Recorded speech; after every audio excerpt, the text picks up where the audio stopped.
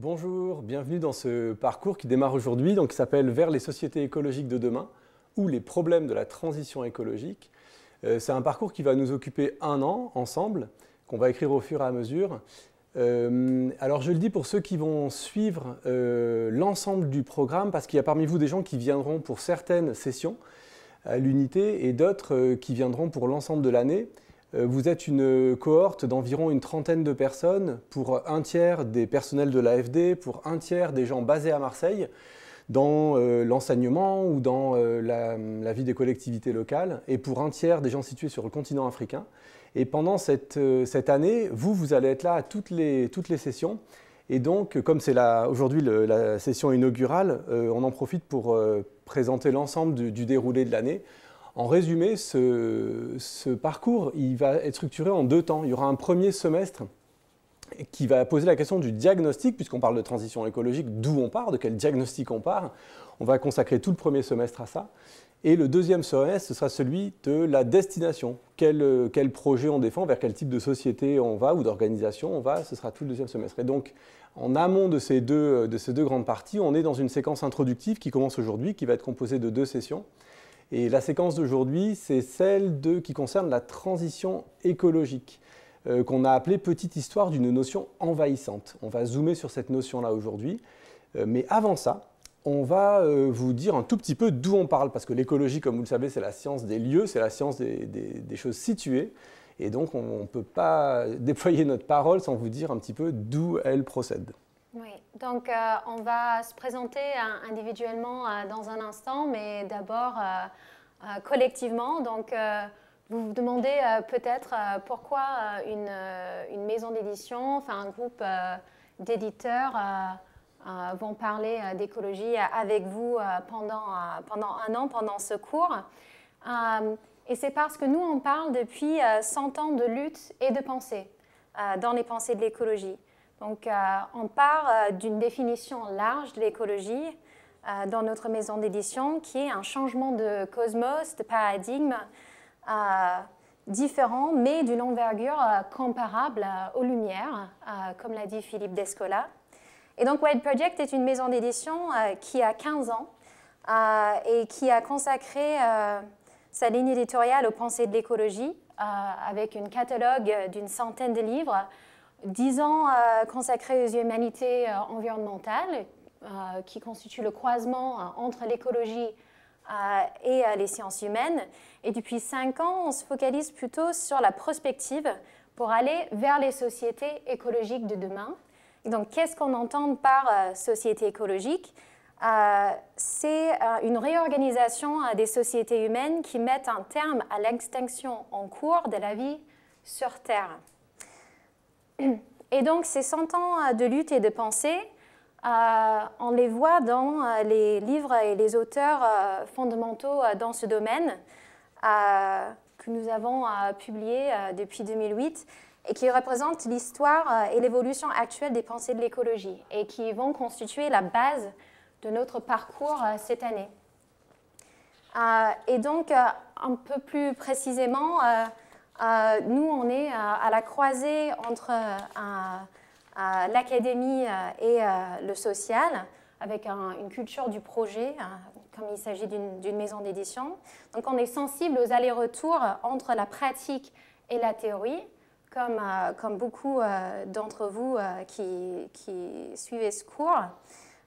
Et donc aussi sensible aux relations entre technique et cosmologie. Et donc, notre catalogue est aussi traversé par des voies internationales qui viennent de l'Inde, du Japon, de l'Amérique du Sud. Et on a aussi, dans notre approche, on peut dire un biais sciences humaines et sociales, bien qu'on prend aussi en charge l'écologie scientifique à des moments. Et donc, d'une perspective épistémologique, la maison est ancrée dans la philosophie et les humanités écologiques. Et plus précisément, moi je m'appelle Georgia Froman et ma formation initiale est en anthropologie et depuis en traduction littéraire. Donc je pars de ces champs-là. Moi, je m'appelle Marin Schaffner. Donc moi, je suis auteur, traducteur et éditeur. J'ai été formé à la littérature et à l'ethnologie. Et voilà, en essayant de se placer toujours à la croisée entre les sciences humaines et sociales et l'écologie, plus dans son côté sciences de la vie et de la terre, qui est vraiment, je pense, là où on va essayer de se positionner pendant tout ce cours.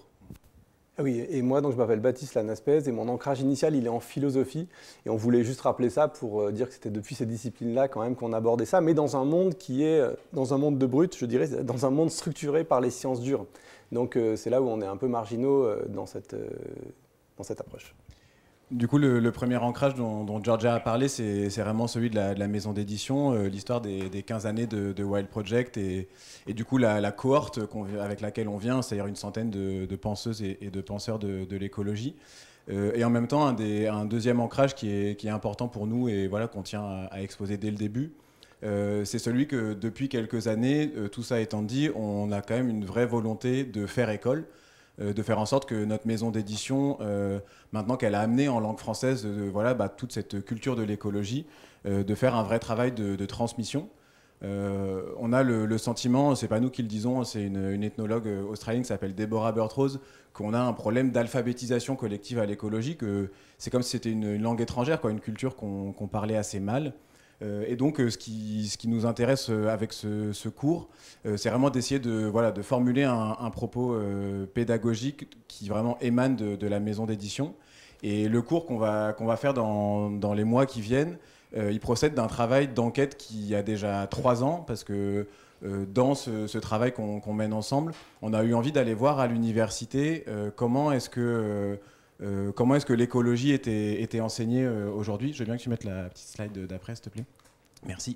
Voilà, donc il y a une exposition qui est née de ce travail d'enquête, ce que l'écologie fait à l'université. Et donc voilà, une des choses qu'on dit, c'est que l'écologie, elle nous permet de penser par-delà nature et culture, mais est-ce que véritablement, concrètement, quand on va dans le monde académique, par exemple, et en fait dans toutes les sphères sociales, est-ce que c'est quelque chose qui est opérant ou pas ? Et donc de fait, ce travail d'enquête qu'on a fait pendant 3 ans nous montre qu'il y a les prémices de ça, mais qu'on en est encore à un niveau où il y a besoin d'activer un travail de transmission, un vrai travail transdisciplinaire. Et donc typiquement, le cours qu'on essaye de faire ici avec vous, en partant de cette notion de transition écologique et en l'amenant vers une question plutôt du coup de société écologique, ça vise vraiment à rebrasser l'ensemble des problématiques qui sont au cœur de ça. Et donc notamment, une des grandes problématiques, c'est cette distinction entre nature et culture, qui crée d'un côté des sciences de la vie et de la terre, qu'on appelle des sciences dures, de l'autre côté des sciences humaines et sociales, qui seraient du coup des sciences molles, enfin c'est une vraie question, qu'est-ce qui est dur, qu'est-ce qui est mou, et de la même manière, on a l'impression qu'à l'intérieur de ça, il y a des tas de dualismes inconscients de l'Occident moderne, dont on hérite tous et toutes, qui sont là et dont il faut prendre le temps de parler. Et typiquement, autour d'une notion comme celle de transition écologique, on a l'impression qu'il y a plein de choses qui se rejouent malgré nous. On a tendance à facilement utiliser ce mot, mais c'était ça notre questionnement, de se dire, est-ce qu'au final, c'est pas une expression qui nous pose problème ? Est-ce que vraiment cette notion de transition écologique, on l'endosse ? Et pourquoi est-ce qu'on l'endosse ? Et jusqu'à quel point est-ce qu'on est prêt à l'endosser si on prend vraiment le temps de creuser la question ? Et donc, notamment, une des choses aussi qui est importante dans tout ça, c'est que de ce travail d'enquête de 3 années à l'université, qu'on a mené avec le Centre des politiques de la Terre, qui est un laboratoire interdisciplinaire, on a vu pendant l'enquête émerger l'obligation étatique que maintenant, à l'université en France, à partir de la rentrée prochaine en septembre, il va être obligatoire de recevoir une unité d'enseignement, donc un cours sur la transition écologique. C'est-à-dire que tous les étudiantes et étudiants des universités de France vont recevoir un cours qui va s'appeler transition écologique. Or, quand on regarde ça d'un peu plus près, on a l'impression que ça reste quand même très superficiel, ou qu'en tout cas, il y a des tas de questions que nous, on se pose depuis la centaine d'années de l'écologie et tous les auteurs et autrices qu'on a cherché à traduire et à publier. On a l'impression qu'il y a un peu des points aveugles, donc c'est vraiment de ça dont on a envie de parler avec vous. Notamment le fait qu'il y a un contenu qui est très développement durable, et que voilà, développement durable, transition écologique, tous ces mots qu'on entend de façon répétée, on a un peu envie de venir les travailler au corps, les travailler d'un peu plus près. Et donc c'est ça qui nous donne encore plus envie de faire école, de se dire mais si ce cours transition écologique il devient obligatoire, alors qu'en fait l'écologie c'est quelque chose à laquelle on n'est pas formé ou mal formé, comment est-ce qu'on peut essayer ensemble, nous, de s'appuyer sur tout le catalogue de cette maison d'édition, tout ce que la diversité de ces pensées mondiales de l'écologie peuvent nous amener, et d'essayer de penser véritablement, donc pas seulement la question de la transition écologique, mais la question de ce que serait une société écologique véritable. Donc si on récapitule, on voit bien, on a une maison d'édition qui existe depuis 15 ans, qui a construit une bibliographie assez importante en langue française, parmi d'autres maisons comme Rue de l'Échiquier, Passager clandestin, Dehors, Seuil Anthropocène, La Découverte. Et cette bibliographie, elle nourrit les mondes académiques. Or, les mondes académiques aujourd'hui exigent une formation, en France et ailleurs, partout dans le monde, sont en train de formaliser l'éducation à l'écologie. Donc vous comprenez à quel point nous, en tant que maison d'édition, on se sentait mobilisés par cet appel, et quelque part ce cours, ce parcours qu'on va faire ensemble veut répondre à cette obligation gouvernementale. Quelque part, on répond à ça en disant ouais, nous, on va faire aussi une unité d'enseignement à la transition écologique avec toutes les questions que Marin évoquait. Et dans ce petit préambule sur l'endroit d'où on vous parle, on ressentait aussi le besoin de rappeler qu'on est à Marseille. Quand j'avais créé la maison en 2008, j'avais tout de suite voulu l'installer à Marseille. Pour plein de raisons, mais pour résumer, quand on est à Marseille, on est dans un endroit de carrefour entre nord et sud, c'est une frontière entre l'Europe et l'Afrique, entre donc les mondes, le nord global et les suds. Et puis c'est aussi une ville où la distinction entre ville et nature est flottante, compliquée, c'est pas une ville qui repousse la nature à l'extérieur. À Marseille, la nature, la rusticité aussi, la ruralité est là. Et donc cette ville, pour moi, elle était l'endroit idéal, la matrice idéale pour développer les pensées de Wild Project. Donc ça, c'était un point important. Un deuxième petit point anecdotique, c'est qu'à l'époque, dans les années 2000, Marseille, comme l'écologie, était un peu quelque chose à la marge. Moi, je me sentais un petit peu dans une marge en étant à Marseille par rapport à des villes impériales comme, je sais pas, New York ou Paris. Et je me sentais aussi un peu à la marge avec l'écologie qui n'intéressait pas grand monde, l'écologie philosophique. Et aujourd'hui, ironiquement, 15 ans plus tard, Marseille est à la mode et l'écologie est à la mode. Et donc c'est à la fois génial et un peu bizarre pour nous de défendre quelque chose qui était à la marge et qui maintenant est à la mode. Ça, c'est un peu pour l'anecdote. Et il y a un troisième élément dans le fait d'être à Marseille, c'est qu'on est, chez vous, notre partenaire, l'AFD, qui nous a invités à inventer ce parcours avec vous. Et on est dans vos bâtiments, enfin, dans vos locaux. Et vos locaux, ils sont dans les docks. Les docks, ce n'est pas anecdotique. À Marseille, les docks, c'est quelque chose d'important. C'est donc un immense lieu de stockage de ressources qui arrivent par la mer, qui a été créé au milieu du 19e siècle. Et donc ça parle bien de la mise en industrie du monde. C'est un monument de la première révolution industrielle. C'était l'un des plus grands docks du monde à l'époque, imité des docks de Londres. On voit que c'est un bâtiment qui est à la fois gigantesque et qui n'est pas en béton. Là, on vous parle, il y a de la brique, il y a de la pierre. Tout ça doit être ignifugé. Il ne faut pas que ça brûle. C'est ça l'obsession de l'époque. Et c'est un chantier pharaonique. À l'époque, de faire un truc de cette ampleur-là, 80 000 m² sans béton, c'est colossal. Et c'est le moment où j'ai consulté mon ami Nicolas Mémin, avec qui j'avais fait le GR 2013. Et Nicolas dit une chose très belle. Il dit c'est le moment où l'Occident sent qu'il est en train de dépasser par sa puissance technique l'Empire romain. C'est un moment de vertige collectif. C'est-à-dire qu'on est en pleine explosion coloniale, on est en pleine explosion industrielle, et tout d'un coup, on dépasse l'Antiquité qu'on avait toujours pensé indépassable. On fait des aqueducs plus grands que les aqueducs romains, on fait des bâtiments, voilà, tout devient plus grand. C'est un moment de vertige. Aujourd'hui, on vit plutôt un moment de déclin d'empire, collectivement. À l'époque, ce qui est fascinant, c'est qu'on fait le plus grand empire. Donc ce monument, il raconte ça. Il raconte aussi quelque chose d'intéressant, c'est le rêve saint-simonien de l'époque.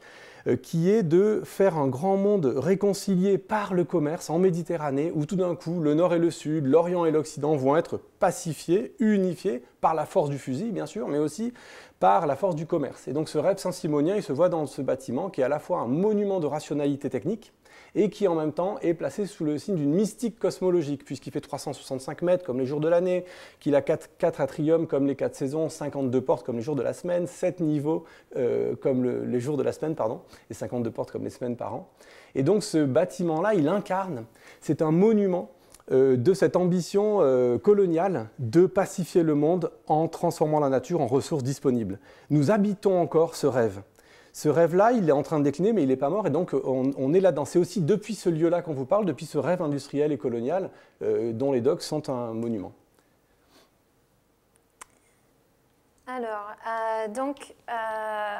on va passer à la deuxième partie de notre cours d'aujourd'hui, où on va explorer la notion de transition écologique. Et donc, c'est une notion que notre maison d'édition, que nous, on n'a pas trop mobilisée avant cette année, avant de commencer à préparer ce parcours. Moi, personnellement, je pense que comme beaucoup de gens, j'ai vu ce mot un peu comme un fourre-tout pour toute la politique écologique qu'il pourrait y avoir. Enfin, je le voyais plutôt comme un mot de l'institution. Donc là, on va essayer de faire un petit décryptage de ce mot.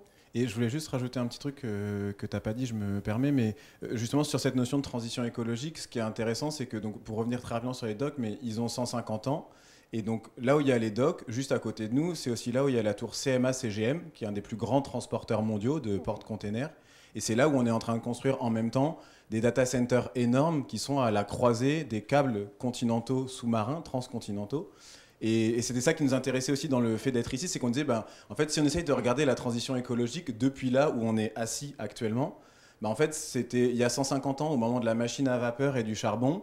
Et 150 ans après, ce bâtiment, il est toujours là. Mais à côté de lui, il y a le plus grand transporteur de porte-conteneurs de la planète, qui envoie des marchandises partout en permanence. Et il y a maintenant des câbles du numérique qui viennent. Mais du coup, la transition, elle n'a pas vraiment eu lieu si on la regarde depuis ici. Il y a eu une accumulation. C'est-à-dire qu'en fait, ce lieu du charbon et de la vapeur, il est toujours là.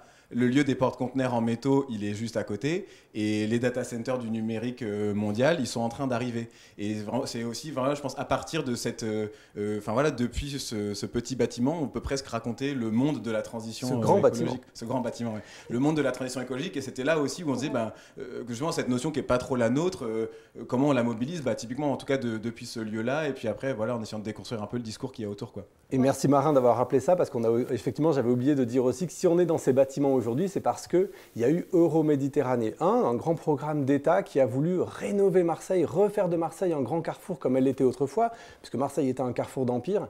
Et donc c'est le fameux processus de Barcelone, années 95, qui veut à nouveau refaire de la Méditerranée un espace de commerce et de paix. C'est une résurrection de ce rêve saint-simonien qui avait structuré la phase impériale de l'Empire français, enfin la phase impériale de l'histoire française.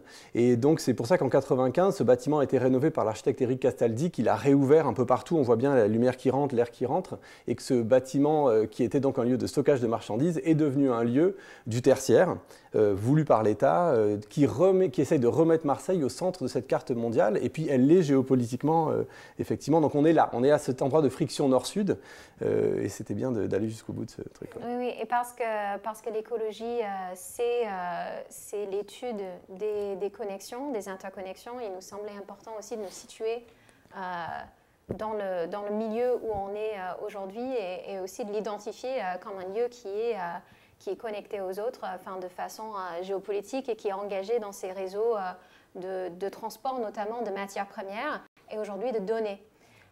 Mais je parlais de comment le mot transition écologique est mobilisé aujourd'hui dans les institutions, que son acceptation semble un peu être un fourre-tout pour toutes les politiques environnementales, mais que c'est le changement climatique qui est au centre de ces politiques, et notamment la décarbonation qui est aussi l'objet de beaucoup de subventions qui mobilisent des milliards d'euros. Et dans l'exemple qu'on met en avant ici est le pacte vert pour l'Europe. Donc vous voyez à votre écran, il y a une citation de la présidente de la Commission européenne qui identifie l'objectif d'une Europe neutre en carbone d'ici 2050. Et donc, la transition écologique est souvent mobilisée aujourd'hui dans les institutions pour parler d'une transition énergétique. C'est d'ailleurs le sens qui est mobilisé, par exemple, au sein de l'ONU, aussi dans les documents de l'Union africaine, par exemple, quand on parle de transition, on va dire transition énergétique. Et donc, c'est la question de l'énergie qui est très souvent au centre de ce discours, mais qui prétend en même temps représenter toute la politique environnementale aujourd'hui, qui aussi représente un partenariat entre État et industrie pour la décarbonation. Cependant, cette notion a aussi une histoire. Donc, si on remonte en 2005, elle désignait autre chose. Oui, elle désignait autre chose. Juste, tu n'as pas dit que ce point important, c'est que même si la notion a tendance à devenir hégémonique et à être le nouveau mot d'ordre mondial pour la décarbonation, il reste des institutions internationales qui n'ont pas adopté la notion. Oui. C'est un détail, mais qui mérite d'être dit. Tout à fait. Donc l'ONU continue d'utiliser le vocabulaire plutôt développement durable. C'est aussi le cas d'autres institutions régionales en Afrique, en Amérique du Sud, et qui continuent de parler de sustainable development, de développement durable. Et d'ailleurs, il y a d'autres institutions qui n'ont pas vraiment adopté ce vocabulaire de la transition. Cependant, l'Union européenne s'en sert énormément dans ces missions un peu de coopération internationale. Donc on peut imaginer que c'est une notion qui est en train de se diffuser un peu par ce biais dans d'autres institutions publiques et aussi par le biais de l'industrie qui l'emploie massivement en Europe et aux États-Unis. Alors nous, notre sentiment d'acteurs qui portons les pensées de l'écologie depuis 15 ans, donc qui portons un mouvement qui a 100 ans, on le rappelle encore, nous, on a été un petit peu débordés par l'irruption de ce terme, qu'on ne reconnaissait pas comme un terme qui venait de chez nous, des pensées de l'écologie, du mouvement de l'écologie politique. Donc au début, c'est vrai qu'on le voyait passer, on voyait qu'il devenait hégémonique, mais on ne s'en saisissait pas parce qu'il n'était pas nôtre. Et en même temps, on était un peu embarrassés pour savoir qu'est-ce qui se jouait là-dedans. Il y a quelque chose dans le terme, tu l'as dit, Georgia, qui est un peu flou, on ne sait pas trop. Donc là, tu as bien défini l'acception globale qu'il est en train de prendre. Mais institutionnelle, hégémonique aujourd'hui, en tout cas. Et décarbonation, climat. Mais la gêne qu'on avait, c'est ce terme-là, quand même, il n'était pas totalement étranger aux planètes des pensées de l'écologie. Et notamment, il vient en fait de quelqu'un qui fait partie de la famille des pensées de l'écologie, qui s'appelle Rob Hopkins, qui est donc un élève de David Holmgren, l'inventeur de la permaculture. Ou plutôt, c'est un terme qui a été popularisé par Rob Hopkins. Effectivement, tu as raison, on va remonter petit à petit. Mais c'est lui qui a fait de ce terme-là, inventé par David Holmgren, qui en a fait un vrai mouvement de société dans les années 2005. Donc l'histoire est assez simple, c'est un prof... Rob Hopkins. Rob Hopkins, oui, pardon. Rob Hopkins est donc un professeur britannique qui essaye d'imaginer l'avenir, qui essaie d'imaginer comment des villes, des réseaux de villes peuvent mettre en œuvre une descente énergétique, c'est-à-dire vraiment baisser leur consommation collective d'énergie, devenir des lieux vraiment écologiques, en se disant qu'à l'échelle de la commune, de la ville, on peut faire ça, c'est compliqué à l'échelle d'un État, mais qu'on peut faire ça à l'échelle d'une ville. Jusque-là, tout va bien. Et donc, ce mouvement-là prend de l'ampleur et Rob Hopkins le pense d'une façon telle qu'il est compatible avec l'institution. Pourquoi ? Parce que Rob Hopkins, c'est quelqu'un qui porte ces idées-là de mutation, de transformation, de descente énergétique, mais en refusant toute idée de conflit. Rob Hopkins, il veut vraiment donner aux gens le sentiment qu'ils peuvent faire par eux-mêmes, c'est de l'empowerment, comme on dit, de l'empuissantement. Et donc, il n'y a pas d'ennemis, il n'y a pas de choses à combattre, il n'y a pas de mal dans le monde de Rob Hopkins, il y a juste des choses positives à faire. Donc, il est très preneur du dialogue avec l'institution Et c'est pour ça que les idées qui vont être mises en place par ces groupes sociaux qui sont beaucoup de la classe moyenne, plutôt de la classe moyenne occidentale, donc dans ce mouvement de la transition qui fait florès, hein, c'est un grand succès entre 2005 et 2010, c'est un grand mouvement. Ce mouvement est très friand de dialogue avec l'institution, de lien avec l'institution, c'est un mouvement qui appelle son institutionnalisation. Donc ça vient bien de l'écologie politique puisque ça vient de la permaculture, mais c'est très apolitique dans le sens où il n'y a pas d'ennemis. Alors quand il n'y a pas d'ennemis, il n'y a pas vraiment de politique et ça veut s'institutionnaliser. Et c'est pour ça qu'on voit dans les années 2010, Rob Hopkins, partout sur Internet, il y a plein de conférences à l'Assemblée nationale en France, dans d'autres pays, un peu partout.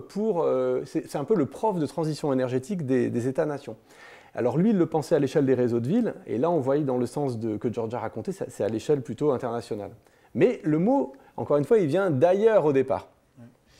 Et c'est vrai que voilà, dans cette petite enquête sur la notion, enfin, en essayant de réfléchir à pourquoi est-ce qu'on n'avait jamais fait nôtre cette notion, en remontant encore, on s'est rendu compte qu'en fait la première personne à avoir employé cette notion, c'est David Holmgren, qui est le cofondateur de la permaculture, avec Bill Mollison. Donc permaculture, qui est un mouvement qui a été créé dans les années 80, et qui est un mouvement qui procède vraiment de la contre-culture américaine, et donc de l'histoire de l'écologie comme mouvement contre-culturel, de l'écologie profonde. Hein. Si on relit les premiers textes de la permaculture, il ne s'agit pas juste de faire son jardin de façon respectueuse de l'environnement. En fait, c'est un projet de société. Et le projet de société qui est derrière la permaculture, c'est un projet que David Holmgren, et avec lui Bill Mollison, mais David Holmgren surtout, ont appelé la descente énergétique. Et du coup, donc vous voyez en filigrane derrière la slide que tout en haut à droite, on a fait monter le mot climat, mais que tout en haut à gauche, il y avait le mot descente énergétique à la base. Et on a l'impression que dans ce mouvement d'une vingtaine d'années, il y a quelque chose qui est passé à l'as, sur lequel on voulait prendre quelques instants pour revenir, qui est cette notion de descente énergétique. Parce que la notion de descente énergétique, en fait, elle n'est pas anodine.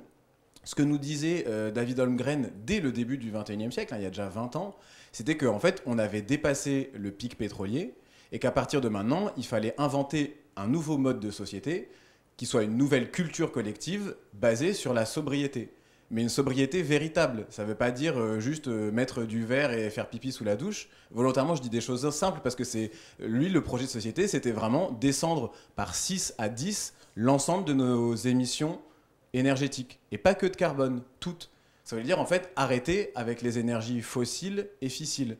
Le projet initial de la permaculture, c'est de créer une manière de réatterrir sur la Terre, de recréer des réseaux de subsistance depuis des lieux qui se confédèrent. Et c'est vraiment ce qu'ils ont réussi à faire en Australie. Le mouvement permacole en Australie, il est quand même très, très efficace. Et ça rejoint vraiment les imaginaires qu'on peut retrouver chez une Vandana Shiva en Inde, chez une Wangari Maathai en Afrique, dans plein de mouvements d'Amérique du Sud. Et ce qui nous intéressait, du coup, c'était aussi de bien montrer que cette notion de transition, elle ne vient pas que des pays du Nord. Elle ne vient pas que de l'Occident moderne. Elle est aussi liée en partie à l'histoire de l'écologie. Et donc, notamment, c'est la petite citation qu'on avait remise sur la slide qui disait qu'il y avait une transition à faire entre croissance et descente énergétique. L'enjeu, c'est d'arrêter la croissance et de se tourner vers un modèle de société qui mette en avant la descente énergétique. Et donc, ce que disait Holmgren en 2002, c'est cette longue transition vers une culture soutenable, sobre en énergie, ce qu'il appelle « low energy culture ». Et vous voyez bien que si on regarde aujourd'hui ce que nous dit par exemple l'Union européenne avec son projet de pacte vert, il n'est plus du tout question d'une culture collective de la sobriété. C'est plus exactement ça dont on nous parle. On nous parle de décarbonation. Et de croissance. Et de croissance verte, ouais. Et voilà, donc on voulait refaire ce petit focus sur 20 ans de cette notion de transition.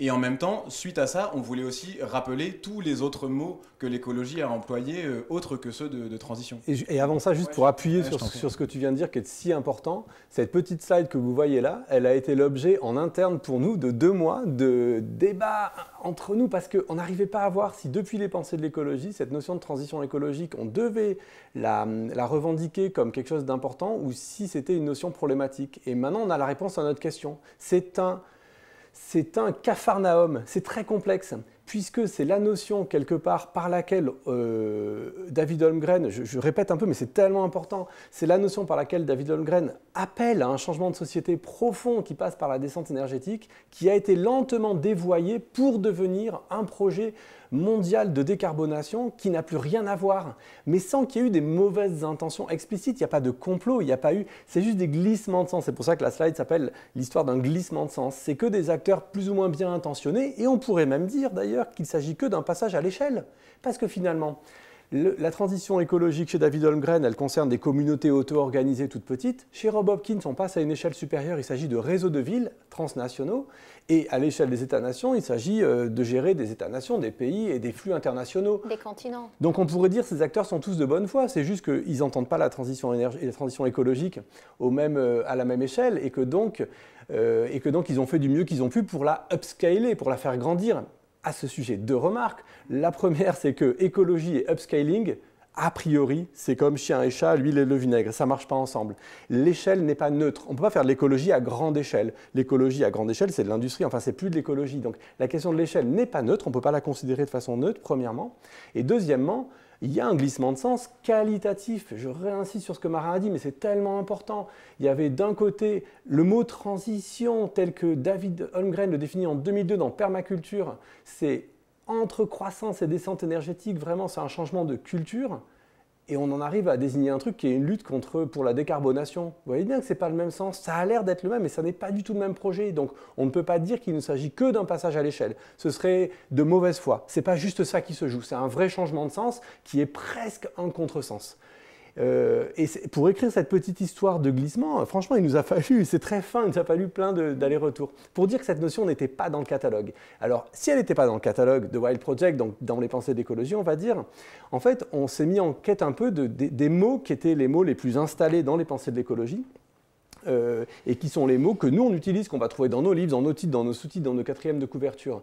On en a fait une petite sélection qui n'est pas du tout exhaustive parce que ce n'est pas l'objet principal de la session de ce matin, mais quand même on a fait une petite liste. Alors on avait dit que c'était qui commençait, c'était moi, ouais. Donc une des plus récentes et qu'on a beaucoup vu ces derniers temps, dans l'explosion en France notamment, c'est plus un truc français que dans d'autres pays, mais des pensées de l'écologie, de cette mode de l'anthropocène, du vivant, etc. Cette idée qu'il y avait un changement de sensibilité nécessaire, une révolution culturelle, un changement de cosmologie. Donc cette idée de la transformation écologique comme révolution culturelle, c'est celle qui vous anime à l'AFD aussi, avec votre engagement auprès d'Agir pour le vivant. Il y avait cette idée qu'il fallait changer de regard sur le monde, sur nous-mêmes, bouger nos valeurs. Ça, c'est une définition assez récente de la transformation écologique, qu'on retrouve aussi chez Edgar Morin, qui l'a beaucoup porté avec ses notions de changement civilisationnel ou de métamorphose, il aime bien, c'est des mots assez forts pour parler d'un vrai changement. Donc il va toucher tous les domaines de la culture pas que au sens France Culture, mais au sens de l'organisation sociale, de la cosmologie. Mais avant ça, il y avait d'autres sens. Donc ça, c'est plutôt les années 80, et c'est vrai que voilà, donc on est un peu genre retourné explorer dans le catalogue de Wild Project, dans sa histoire de l'écologie. Dans les années 70, les 2 autres grandes manières de raconter cette histoire, c'était déjà l'envie de sortir de la société industrielle. Donc ça, c'était vraiment, notamment beaucoup autour du mouvement altermondialiste. Une des figures importantes de tout ça, c'est quand même Ivan Illich. Ivan Illich qui a beaucoup travaillé sur la notion de contre-productivité. Il a passé sa vie à essayer de montrer qu'en fait, les systèmes industriels, arrivés à un certain point, créent plutôt de la contre-productivité que de la productivité. On vous renvoie notamment vers un magnifique livre d'Illich qui est très court, qui s'appelle « Énergie et équité », qui montre vraiment ça très bien, où il dit en fait, si on prend vraiment en considération tout le temps et toute la matière qu'il faut pour faire une voiture, on avance à 6 km/h, donc globalement, on aurait mieux fait d'y aller à pied. Et ça recoupe vraiment aussi ce que pouvait dire une Vandana Shiva. Elle aussi, on cite ces noms, et c'est des noms sur lesquels on reviendra tout au long du cours, donc je m'y éternise pas, mais comme ça, on commence déjà à vous dresser un peu le paysage des figures sur lesquelles on va s'appuyer. Et en même temps, il ne faut pas oublier que si, dans les années 70-80, il y a ce mouvement altermondialiste qui propose de sortir de la société industrielle, c'est parce qu'en fait, au début des années 70, il y a quand même eu le rapport Meadows, qui était le rapport sur les limites à la croissance. Et vous voyez bien que Georgia nous parlait tout à l'heure de la croissance verte de l'Union européenne, alors qu'en fait, en 1972, on nous disait qu'il fallait la limiter, cette croissance. Et quand on dit croissance verte, on ne parle plus de limite à la croissance, pas vraiment. Enfin, il y a quelque chose pareil qui déjà s'est un peu effiloché dans cette histoire. Et une des autres figures importantes de ce mouvement-là, autour de la croissance zéro, comme l'appelait le rapport Meadows, c'est André Gorz, donc, qui est un des penseurs de l'écologie français, lui aussi très proche de Ivan Illich. Et André Gorz a été un des premiers à employer le mot de décroissance. Donc la notion de décroissance, c'est aussi une notion sur laquelle il va nous falloir revenir, parce que si on était sur les limites à la croissance il y a 50 ans, qu'aujourd'hui on nous parle de croissance verte, bah voilà, cette notion de croissance zéro, de décroissance, ça va être utile de la remettre au haut de la pile, quoi. Et elle est directement liée à des questions de limitation. C'est ce dont parle Illich, et André Gorz aussi, lui, plutôt d'auto-limitation. Mais comment, en fait, est-ce qu'on crée des modèles sociaux qui s'auto-limitent? Là, on est vraiment au cœur des pensées de l'écologie. C'est comme ça que le vivant fonctionne. Le vivant, c'est bien des processus biologiques interdépendants qui s'auto-limitent les uns les autres pour créer un équilibre à long terme. Et nous, c'est ça qu'on est en train de dérégler. Et en même temps, du coup, si on revient encore en arrière de ça, il ne faut pas oublier qu'au sortir de la Seconde Guerre mondiale, et donc en fait dans les années 60-70, à ce moment-là, c'est la contre-culture américaine. C'est là que naît l'écologie politique, avec Rachel Carson, Printemps silencieux, la dénonciation du fait qu'on est en train de réutiliser les produits chimiques de la Seconde Guerre mondiale pour les mettre dans nos champs, pour faire de la monoculture extensive et nourrir l'humanité. Et ça, pareil, il ne faut pas l'éluder, il faut revenir sur cette histoire-là parce que c'est aussi notre héritage. On a mis l'exemple notamment d'un Murray Bookchin qui, lui, parlait de transformation écologique et sociale. Il disait il n'y aura pas de transformation écologique sans un profond changement social. Et donc on voyait bien que dès les années 60-70, la notion de justice sociale et de justice écologique, elle était déjà là. Et que c'est peut-être ça qu'on est en train de perdre avec la notion de transition écologique si on la regarde du point de vue de ce qu'on est en train de nous dire avec le pacte vert. Mais encore avant, et je te redonne la parole. Oui, c'est ça, c'est que même si on croule un peu sous les références occidentales, parce que l'écologie étant une science inventée par les Occidentaux, et l'écologie l'écologie, c'est le mouvement par lequel le monde occidental interroge ses propres valeurs et critique ses propres principes. Donc c'est un mouvement qui est très occidental à ce titre. Néanmoins, toutes les sociétés pré-industrielles sont par définition écologiques. Et donc toutes les sociétés pré-industrielles s'organisent d'une façon qui est décroissante, autolimitée, équilibrée. Et donc, il y a eu des gens qui ont eu conscience de ça et qui ont mis des mots et qui ont conceptualisé, qui ont mené des luttes là-dessus sur le fait de revendiquer des modes d'organisation pré-modernes qui étaient écologiques. Et notamment, dans la lutte décoloniale de Gandhi contre l'Empire britannique, une des notions centrales de sa lutte, il y en a plusieurs, mais une, c'était l'idée de Swaraj, qui veut dire autonomie. Et donc l'autonomie, c'est au nom de cette autonomie, vous savez, qui s'est mis à tisser son tissu, à faire le rouet contre l'industrie textile, qui n'était quand même pas un détail dans l'industrie britannique. Et donc cette revendication d'autonomie, qui date des années 20-30, elle fait clairement partie du patrimoine de l'écologie politique, le patrimoine de ce siècle de lutte et de pensée dont on hérite collectivement, que Wild Project porte, et on a l'impression parfois que tout ce patrimoine-là de transformation écologique, dont on a rassemblé ici quelques petits morceaux, et on pourrait être plus détaillé, on a le sentiment que tout ça est passé dans un entonnoir de transformation écologique au prisme de ce glissement de sens un peu non contrôlé pour finalement arriver sur la décarbonation. Donc on a un siècle de lutte et de pensée qui sont en train de finir en décarbonation. Donc on est un peu hébété devant ce qui est en train de se passer. Et comme ça s'appelle transition écologique, on a l'impression que c'est quand même fidèle à l'histoire de l'écologie, mais ça reste à voir quand même. Et que donc, si on regarde cette histoire longue, quoi, sur 100 ans de cette idée de transformation ou de transition, on voit que quand même, en tout cas, si on prend les enjeux depuis les pensées de l'écologie, ce qui est au cœur, c'est quand même la sortie de la société industrielle. C'est une critique de la société industrielle. C'est quand même ça qui se passe, et d'autant plus depuis les Suds. Et donc voilà, nous, en tout cas, c'est sur ça qu'on va passer maintenant, c'est qu'est-ce qui se cache vraiment aujourd'hui derrière la transition écologique. Et c'est là où on a l'impression qu'il y a quelque chose qui a arrêté d'être connecté, c'est qu'en fait, la transition écologique, c'est le plus grand projet industriel que l'humanité n'ait jamais connu. Enfin, c'est sur ça qu'on va essayer de rentrer dans la partie suivante. Donc on a finalement identifié deux contradictions. La première contradiction autour de la notion de transition écologique, c'est celle entre une descente énergétique d'un côté et un regain d'énergie avec les énergies renouvelables, soi-disant décarbonées. Donc là, il y a une tension. Le projet qui était une descente devient une montée. Et la deuxième tension, effectivement, c'est d'un côté sorti de la société industrielle, c'est ça le projet de la transformation écologique, qui devient finalement un projet de surenchère industrielle. Donc là, on est content parce qu'on arrive à construire les conditions d'un conflit. Parce que la notion de transition écologique, elle crée une espèce de consensus mou. Personne n'est contre. Vous n'avez jamais vu quelqu'un qui va vous dire « Ah, moi, je suis contre la transition écologique, c'est rarissime ». Alors que là, nous, ce qu'on essaye de faire, c'est de montrer l'endroit où on n'est pas d'accord. Et c'est absolument fondamental. On ne peut pas être tous d'accord au nom d'une notion qui dit tout et son contraire. Donc descente énergétique ou montée énergétique, sortie de la société industrielle ou surenchère industrielle. Mais examinons maintenant effectivement en quoi consiste cette histoire de... Quel est le projet industriel, en quoi consiste cette transition dite écologique? Et donc, cette année, ce qu'on va faire avec vous pendant ce parcours, on va poser la question du diagnostic, donc de où on part, et également de la réponse, donc vers où on va. S'il y a une transition, on part de quelque part et on veut arriver quelque part. Donc, ça va un peu structurer notre année ensemble. Et ce qu'on va voir au fur et à mesure, c'est que la crise écologique est au cœur un écocide. Donc, il y a une destruction en cours de la vie sur Terre, dont les humains font partie de la vie sur Terre.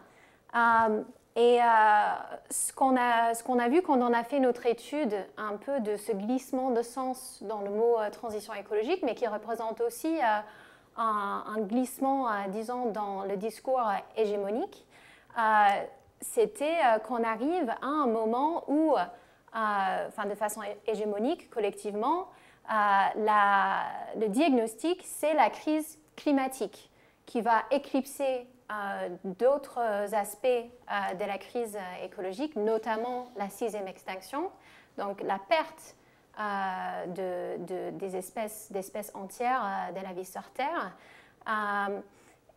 Donc la crise climatique devient synonyme de la crise écologique. Et donc la réponse, logiquement, devient la décarbonation, donc une transition énergétique qui ne met pas en question des dynamiques de croissance, qui deviennent croissance verte au lieu de décroissance. Donc on tombe sur une sorte de nouvelle trinité dans la réponse, qui est la transition vers le tout électrique, qui a l'air propre, parce qu'il n'y a pas de pétrole dedans, le numérique, qui est censé nous aider à faire advenir ce nouveau monde écologique, efficace, etc., rationnel. Smart, exact. Et en troisième lieu, la géo-ingénierie qui vient répondre à la question de l'adaptation au changement climatique. Ce discours, ce récit standard qui s'est mis en place a été une très bonne nouvelle quelque part pour l'industrie, parce que ce projet de l'électrification numérique et géo-ingénierie représente ce qu'on peut appeler la 3e révolution industrielle. Donc on est sur quelque chose qui relance l'industrie de zéro quelque part, avec concrètement une artificialisation intensifiée du monde, des nouvelles infrastructures et une dépense énergétique qui n'est pas décroissante, mais croissante. Et un impact sur les milieux naturels qui est inédit. C'est quelque chose qu'on va voir aussi tout au long du semestre, mais on voulait commencer par vous donner quelques éléments qui nous aident à comprendre pourquoi ce récit standard est basé sur non seulement un diagnostic qui est fautif d'un point de vue écologique, mais qui aussi mène à un projet qui ne résout en rien le problème de la 6e extinction. Voire l'intensifie. Voire qui va l'intensifier, carrément. Et donc, on va peut-être commencer par la question de l'électrification avec Marin. Et juste avant, Marin, juste un petit mot pour dire, parce qu'on a oublié de le dire, dans cette histoire de Green New Deal, qui est un peu la traduction anglaise pour transition écologique, il y a cette idée de relance keynésienne aussi, qui est une vieille histoire, parce que c'était il y a un siècle qu'il y avait une relance keynésienne. Et donc, il s'agit là d'un investissement absolument massif, vraiment à coups de milliards, pour relancer. Donc, est-ce qu'on est vraiment sorti du rêve saint-simonien dont les docs ici témoignent, de faire la paix dans le monde à travers la prospérité économique et industrielle? Peut-être pas tout à fait encore, alors que tous les signaux, les red flags sont partout autour de nous. Ce rêve-là de construire la paix mondiale à travers la prospérité, ou peut-être qu'il est devenu cynique, je ne sais pas, mais en tout cas, il y a quelque chose qui la relance d'une histoire qu'on connaît déjà. Une certaine vision de la prospérité. Et donc c'est vrai que pour ce premier cours d'introduction, donc on essaye de, comme je le disais au début, de travailler au corps cette notion de transition. Et donc, Notion, en fait, on a mené l'enquête. Voilà, je pense qu'on vous livre aussi le fruit d'une enquête qu'on vient de mener il n'y a pas si longtemps, en se disant, notamment, une fois qu'on a dit tout ça, est-ce qu'on peut essayer de regarder, du coup, d'un point de vue matérialiste, d'un point de vue pragmatique, qu'est-ce que ça implique, cette transition énergétique, cette décarbonation, où est-ce qu'elle nous emmène? Donc, on a dit la nouvelle Sainte Trinité. Donc, moi, je vais commencer par parler un peu de cette question d'électrification. Parce que très souvent on nous dit maintenant on va passer aux énergies renouvelables, donc on va mettre du solaire, de l'éolienne, de l'hydroélectricité, même on essaye de nous faire croire que le nucléaire serait une énergie verte, alors qu'en fait ce qu'il y a de vraiment je pense central dans ces questions d'énergie renouvelable, une fois encore, c'est l'échelle à laquelle on les pense et l'échelle à laquelle on les fait. Et donc typiquement dans l'absolu, une éolienne, si on la met dans son jardin et que ça fait tourner du vent, c'est le principe du moulin, ça n'a rien d'anti-écologique, au contraire même ça l'est plutôt. Par contre, un champ d'éoliennes offshore, avec des éoliennes qui font 40 à 50 mètres de haut, qui sont mis à 20 km de la côte, pour mettre en place une infrastructure énergétique comme celle-là, on a besoin de l'industrie. Ce n'est pas quelque chose qu'on peut faire nous-mêmes dans une petite communauté de la permaculture de David Holmgren, ça ne marche pas. Donc, ce qu'on avait envie, c'était de revenir un peu à la matérialité de cette question électrique, et donc notamment au fait que, puisqu'on est en train de passer au tout électrique, ça demande une augmentation de la production d'énergie. On n'est pas en train de faire la descente énergétique, on est en train d'augmenter notre besoin en énergie, parce que l'électricité reste une énergie. Et donc, sur quoi on voulait s'appuyer à proprement parler, d'un point de vue vraiment pragmatique, c'est la question minière. C'est-à-dire, en fait, l'électricité, elle passe par des câbles, et ces câbles-là, ils sont faits avec du métal. Donc ce métal-là, concrètement, on fait comment pour passer au tout électrique? Et c'est typiquement le cas de la voiture électrique, par exemple. La voiture électrique, dans l'absolu, ça peut paraître une bonne idée, mais en fait, si on y regarde bien, il y a 3 fois plus de métal dans une voiture électrique que dans une voiture thermique. Et en disant ça, on ne dit pas qu'on est pour la voiture thermique, hein. On est plutôt contre les voitures, peut-être. Enfin, le problème des voitures, quoi. Il y a un problème avec les voitures. Et donc, on a mis juste un exemple, vous pouvez regarder sur Internet, vous en trouverez plein, mais l'exemple qu'on met, la slide qu'on voulait vous montrer, c'est la production, la demande en lithium d'ici à 2050. Ce que vous voyez en rouge, c'est l'extraction mondiale de lithium au cours des 10 dernières années. Et la courbe en jaune, c'est ce vers quoi il faut aller en 2050 pour suivre le projet de transition énergétique, de croissance verte au niveau mondial que le Green New Deal, le pacte vert européen sont en train de nous vendre. Et vous voyez bien qu'en fait, si on regarde ça en termes d'extraction, en fait, il faut juste multiplier par 10 l'extraction de lithium au niveau mondial. Ou 100, je sais pas combien c'est, par 100 même, l'extraction de lithium au niveau mondial. Et on a pris juste l'exemple du lithium, hein, c'est vrai pour le cuivre, c'est vrai pour tous les métaux. Sachant que le lithium est un minerai très rare, donc il faut remuer des tonnes de terre pour obtenir quelques grammes de lithium, et que donc c'est une extraction dont les dégâts environnementaux sont absolument monstrueux. Bien sûr. Donc, si on suit les scénarios énergétiques de la transition verte, on nous dit donc qu'il faut multiplier par 3 la puissance photovoltaïque et éolienne d'ici à 2050, et on nous dit qu'il faut multiplier par 25 le nombre de voitures électriques au niveau mondial. Ça, c'est les scénarios de l'Agence internationale de l'énergie. Mais, du coup, en même temps, il y a des scientifiques qui travaillent au niveau mondial, on pourra vous redonner les références, et donc notamment, il y a un rapport qui est sorti en 2022, rapport de Grégoire et Van Acker, qui disait, mais en fait, pour faire ça, il faut multiplier par 2 l'extraction de métaux au niveau mondial d'ici à 2050. Donc en fait, cette transition énergétique, le tout électrique avec l'éolienne et les panneaux solaires et les voitures électriques, ça demande de multiplier par 2 le nombre de mines. Et l'autre chose qu'on voulait qu'on voulait mettre en avant aussi, donc c'est dans un article de 2019 d'un chercheur qui s'appelle Olivier Vidal. L'article s'appelle « Ressources minérales, progrès technologique et croissance ». On vous remettra les références a posteriori, où il disait que cela étant dit, si on essaie de suivre ces scénarios de transition énergétique, la quantité totale de métaux à sortir de terre dans les 35 prochaines années, d'ici à 2050, il équivaut à la quantité totale cumulée de métaux sortis de terre depuis l'Antiquité.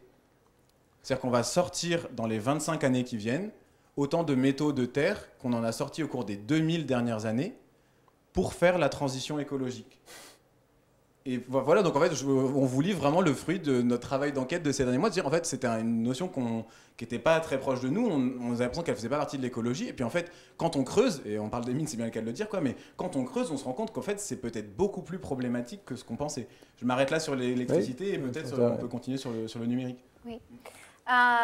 Donc, sur le numérique, c'est un cas intéressant parce que il y a toute une histoire entre le mouvement écologiste et la Silicon Valley.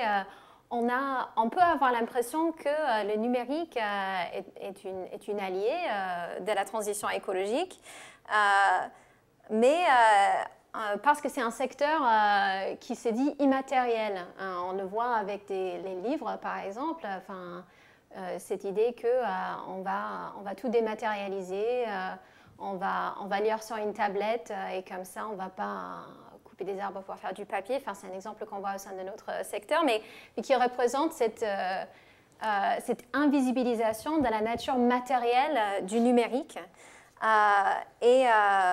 Donc, il faut se rendre compte que on a parlé de l'infrastructure de l'électricité tout à l'heure et c'est lié, mais l'infrastructure numérique existe aussi. Selon Greenpeace, la technologie informatique représente une infrastructure qui sera bientôt la chose la plus vaste jamais construite par l'espèce humaine. Donc, ça représente par exemple des milliers de kilomètres de câbles sous-marins, des centres de données qui font des centaines de milliers de mètres carrés, des milliards d'appareils électroniques.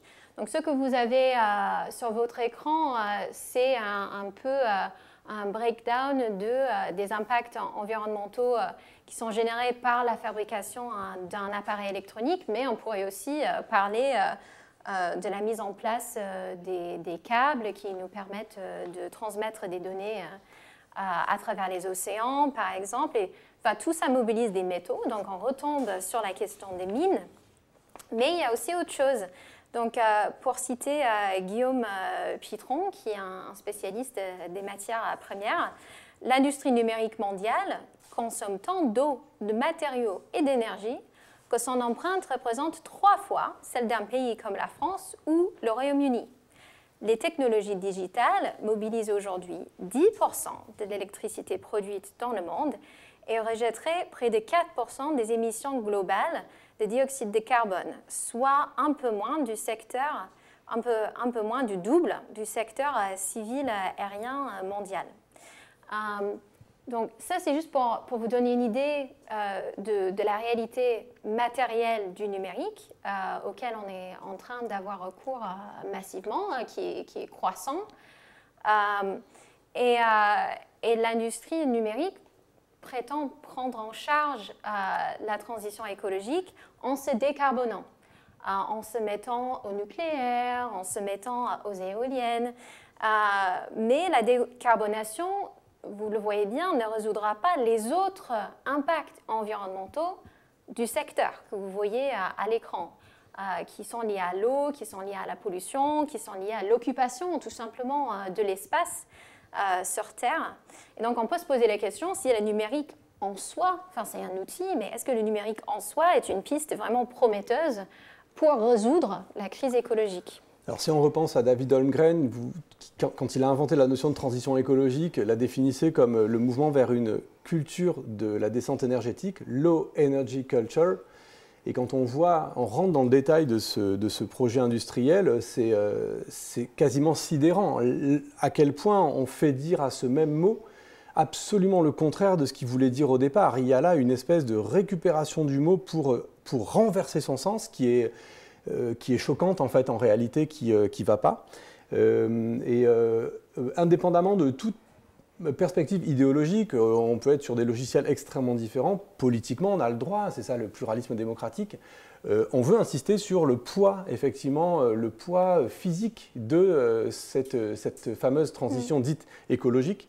Puis, il faut préciser aussi, on va revenir dessus pendant l'année, quand on parle de société industrielle, on l'oppose à l'idée d'une société écologique.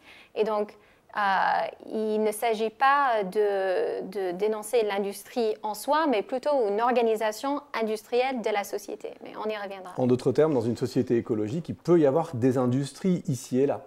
Mais quand on commence à rentrer dans le détail de ce que Georgia et Marin vous venez de raconter, c'est-à-dire l'ampleur du travail d'extraction minière qu'il faut faire et l'ampleur de ce plus grand chantier de l'histoire de l'humanité qu'est le numérique, on voit que les bâtiments des docks où on est, qui est un chantier pharaonique du milieu du 19e, c'est quasiment un bâtiment écologique par comparaison. C'est de la brique et de la pierre avec des bateaux à vapeur, mais je veux dire, les docks, c'est mignon, c'est tout petit par comparaison, pour dire là où on est parvenu. Oui, c'est la différence entre la première révolution industrielle et la troisième révolution industrielle. Dans laquelle on est aujourd'hui, puisque là, finalement, la transition écologique, on commence à le comprendre, en fait, est le nom de la troisième révolution industrielle. Et donc le troisième volet de cette troisième révolution industrielle, en plus du tout électrique, du tout numérique, c'est la géo-ingénierie. Alors c'est à la fois le chantier qui est pour l'instant le moins abouti, on ne le voit pas, on ne le perçoit pas trop encore dans ses effets, mais c'est le chantier le plus emblématique de cette fameuse transition, parce que c'est le plus dingue.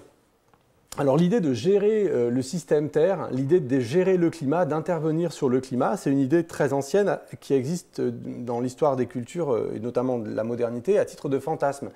Ça a aussi un petit peu existé, c'est important je trouve de le rappeler, ça a un peu existé pendant la guerre du Vietnam. L'armée américaine avait développé de nombreux programmes pour faire pleuvoir, pour qu'il y ait de la boue et que les Viet Cong ne puissent pas... il y a eu vraiment beaucoup de pluies artificielles qui ont été créées pendant ce moment-là. Donc cette intervention sur le climat, elle a existé fortement. Mais c'était uniquement dans un cadre militaire et très localement. Il ne s'agissait pas à l'époque de modifier le climat parce qu'on n'avait pas encore identifié l'enjeu climat. La géo-ingénierie comme vraiment projet sérieux de gérer le système Terre, de modifier le climat, est apparu entre 2000 et 2010. Il y a eu une espèce de... C'est passé d'un projet délirant à un projet sérieux autour de 2005. Il y a eu la levée d'un tabou. Alors, ce que je vous raconte là, vous le retrouvez dans on a amené un bouquin pour chacun des 3 volets de notre Sainte Trinité, là. Un livre qui présente très bien la géo-ingénierie, c'est un livre de Clive Hamilton, chez nos collègues de la collection Anthropocène au Seuil, qui s'appelle Les apprentis sorciers du climat. Il raconte très bien cette histoire-là. Et il faut quand même en dire un mot. Si tout d'un coup le tabou de la géo-ingénierie a été levé, si tout d'un coup on s'est mis sérieusement à parler de gérer le système Terre, c'est parce qu'il y a notamment, il y avait un petit groupe de gens dans le monde qui travaillaient là-dessus, mais une dizaine, notamment un garçon qui s'appelle Paul Crutzen, qui est connu pour avoir réglé le problème du trou de la couche d'ozone dans les années 90. Donc il avait à son actif quand même une immense réussite. Lui, il se considère comme un écologiste, c'est quelqu'un qui a réglé le problème de la couche d'ozone. C'est un des rares grands succès vraiment spectaculaires. C'est aussi un succès institutionnel parce qu'on a réussi en grande partie à se coordonner pour interdire ces produits chimiques qui causaient... Et donc c'est auréolé de ce succès que Paul Crutzen, climatologue, chimiste, prix Nobel, tout d'un coup, en tant qu'écologiste, il se revendique écologiste, va taper du poing sur la table en 2005 dans un article en disant en fait il faut s'en occuper, la catastrophe est tellement grande du futur changement du climat qu'il va falloir, on est obligé de mettre les mains dans le cambouis, il faut y aller, il faut faire de la géo-ingénierie. Et donc ça fait maintenant une quinzaine d'années que ce projet-là se développe et ce projet-là est en train de mobiliser des cercles qui échappent totalement à la discussion démocratique. Alors ce n'est pas la première fois. Quand le nucléaire a été adopté, par exemple, jamais il y a eu d'objet de discussion démocratique. On est là dans le cœur de la relation entre l'État et l'industrie, dans ce qui s'appelle aussi la technocratie. C'est des lieux où se décident indépendamment du point de vue des peuples, se prennent des décisions déterminantes sur l'avenir de l'humanité. Donc la géo-ingénierie est sérieusement engagée depuis une vingtaine d'années. Ce livre raconte ça en détail. Et alors, ça recoupe toute une série de mesures, la géo-ingénierie, de mesures possibles, mais qui sont un peu hétéroclites. Il y en a mais l'idée générale, c'est que la Terre est à nous, il faut la gérer. Et si ce projet-là a pu naître, c'est aussi parce que depuis les années 90 a émergé un truc qui s'appelle les sciences du système Terre, SST, qui vient rassembler plein de sciences dures. On avait dit au début de cette séance que nous, on venait des sciences humaines dans un monde de sciences dures, parce qu'en termes de budget, 95% de la recherche, c'est des sciences dures, et 5% c'est des sciences humaines, qui sont un peu le supplément d'âme de quelque part du R&D mondial. Et donc, dans le domaine des sciences dures aujourd'hui, les sciences du système Terre, c'est important, c'est un nouveau champ scientifique, un nouveau front. Pourquoi j'insiste sur ça? Parce que depuis tout à l'heure, on vous parle de la transition écologique comme un nouveau front industriel, un front de conquête, un front de développement, un front d'intensification. Et bien, au niveau épistémologique, dans le domaine des sciences, il y a ce nouveau front scientifique des sciences du système Terre. La notion clé dont ont accouché ces sciences du système Terre, c'est la notion d'anthropocène, qui parle donc du fait que l'homme deviendrait la puissance de contrôle de la Terre pour les millions d'années à venir. Donc une puissance géologique. La puissance d'ordre géologique. C'est cette idée-là qui vient d'ailleurs de Paul Crutzen, le même garçon qui défend la géo-ingénierie. Alors la meilleure façon, je trouve, de parler de la géo-ingénierie, et ce livre-là le raconte bien, c'est de faire la liste un peu de quelques-uns des projets considérés par la géo-ingénierie. Alors, il y a des projets d'ordre écologique. Par exemple, si on remplit l'océan de nouvelles algues, en faisant proliférer des nouvelles algues, c'est super parce que l'océan est un immense capteur de CO2, bien plus grand encore que les forêts. Donc, s'il y avait cette nouvelle algue partout dans les océans, ça capterait tout le CO2. Génial, sauf que ça pourrait déséquilibrer l'océan qui est en fait le moteur de la vie sur Terre. Donc là, on touche à quelque chose qui est quand même un peu dangereux. Il y a d'autres idées qui seraient de propulser des nuages, des poussières dans le ciel pour voiler un peu la lumière du soleil, faire baisser les températures à certains endroits. Il y a même des projets sérieux qui ont été considérés, que ce livre raconte, de modifier légèrement l'orbite de la Terre. On peut imaginer qu'avec une très grosse explosion, si on modifie l'orbite de la Terre par rapport au Soleil, la Terre s'éloigne un tout petit peu du Soleil et elle perd 1 ou 2 degrés. C'est pour dire jusqu'où cette idée-là peut aller. En tout cas, on reconnaît bien là-dedans quelque chose qui est comme une apothéose. On parle parfois d'apocalypse, mais là, il y a une sorte d'apothéose dans le projet scientifique et technique de la modernité, qui tout d'un coup, là, se donne une nouvelle échelle. La question du passage à l'échelle est vraiment quelque chose aussi qui traverse toute cette première session. Comment on passe d'une écologie du local à une espèce d'écologie du global, en voyant bien que ce passage au global, l'écologie, elle passe mal au global. Mais l'ambiguïté est grande au sein même de l'écologie, parce que ces sciences du système Terre, en fait, elles sont les enfants technicistes de quelque chose qui est né avant, qui s'appelle l'hypothèse Gaïa, qui était déjà une science de la Terre. Et l'un des initiateurs de l'hypothèse Gaïa, James Lovelock, l'autre étant la biologiste Lynn Margulis, mais James Lovelock lui-même, qui était aussi consultant pour Total, a toujours été, donc on lui doit l'hypothèse Gaïa, qui est une grande et belle chose, mais il a toujours été, lui, partisan de la géo-ingénierie, parce que c'est un scientifique, parce que la science est toujours liée à l'intervention technique, et parce qu'il n'y a pas d'expérience scientifique connaissance scientifique sans expérience scientifique. Donc James Lovelock, par culture, lui, dans cette ambiguïté de l'écologie de la Silicon Valley aussi, qui aime bien mélanger high-tech et écologie, Lovelock lui-même a toujours été pour la géo-ingénierie. Donc, il existe au sein même du mouvement écologiste un débat interne sur pour ou contre la géo-ingénierie. C'est quelque chose. Enfin, il y a une variante de l'écologie qui est favorable à la géo-ingénierie. Et le point important dans tout ça, c'est que quelles que soient les mesures qu'on imagine, modifier la composition des océans, dévier l'orbite de la Terre, mettre des poussières dans le ciel, quoi qu'il en soit, tout ça n'aide absolument en rien à lutter contre l'extinction. Le fait que les espèces sur Terre ont moins d'habitat, que les populations de toutes les espèces s'effondrent et que la biomasse des humains et de notre bétail est bien plus grande que l'ensemble de la vie sauvage. La géo-ingénierie ne répond à rien à tout ça. Donc elle est un petit peu l'emblème, la partie la plus délirante d'un projet quand même colossal d'intensification de notre action sur la Terre, dans l'idée que la Terre devient notre système, qu'on en devient les gestionnaires.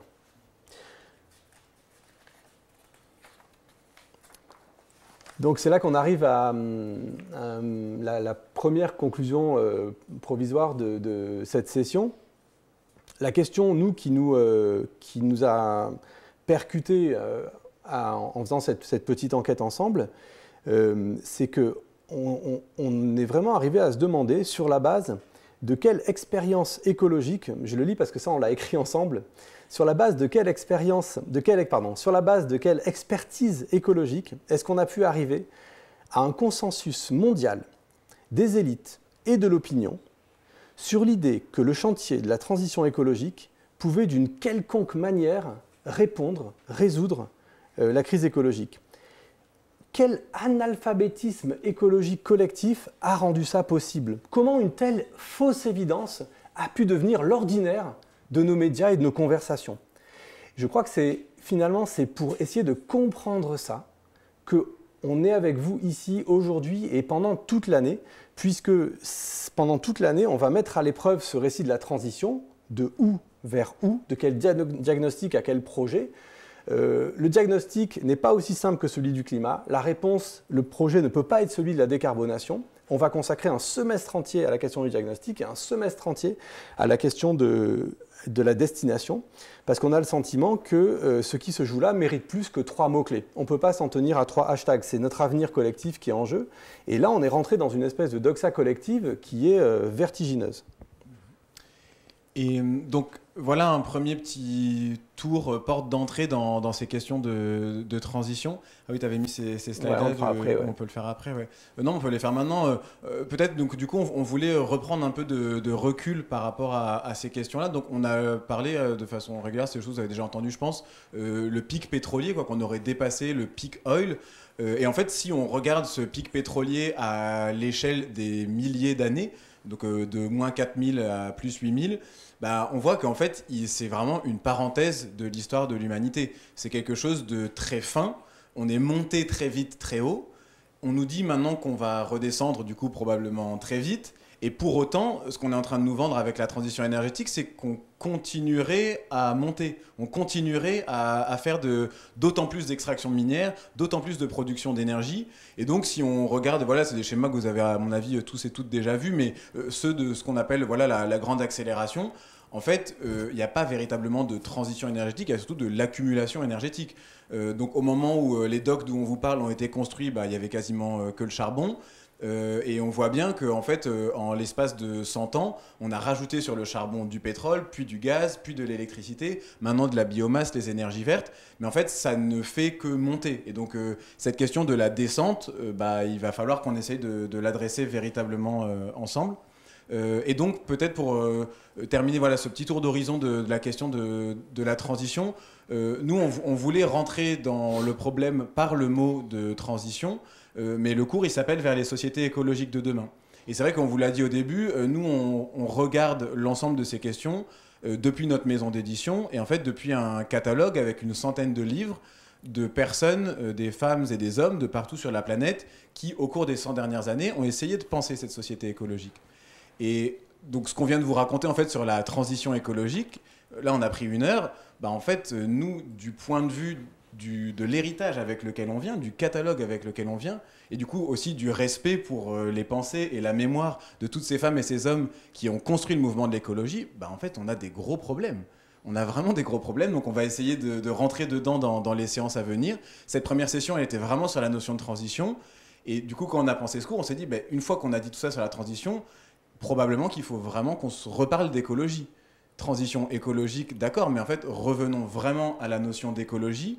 Qu'est-ce qu'elle veut dire? D'où est-ce qu'elle vient? Qui l'a construite? Et que c'est en fait en regardant vraiment ensemble correctement ce que c'est que l'écologie que peut-être on va pouvoir essayer du coup donc, de faire ce diagnostic et ensuite d'essayer de s'orienter vers les sociétés écologiques de demain. Parce que pour résumer tout ce qu'on vient de dire tous les deux en une phrase, comment l'écologie a pu devenir le nom d'un projet industriel qui, de toute évidence, va accélérer la destruction de la vie sur Terre. L'écologie, c'était le mot de ce mouvement qui a 100 ans. Comment ce mot-là a pu devenir le nom d'un tel projet industriel?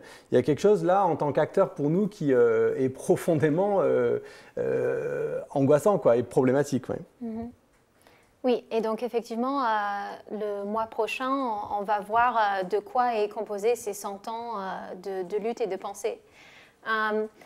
Donc, dans la structure de nos sessions ensemble, on va essayer à chaque fois de passer à peu près 1 heure sur le contenu, mais aussi de laisser place à la discussion, de répondre à vos questions, à vos commentaires.